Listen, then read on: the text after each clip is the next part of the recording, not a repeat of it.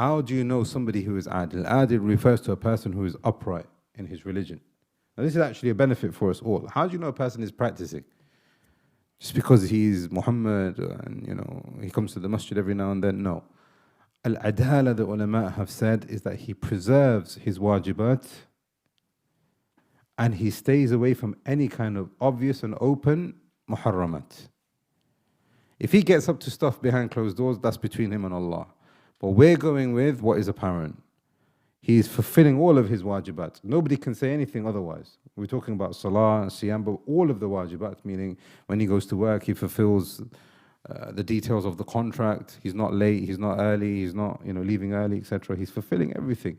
His family have got no issues with him. Nobody's come up to us and said that there's a bad word about this person.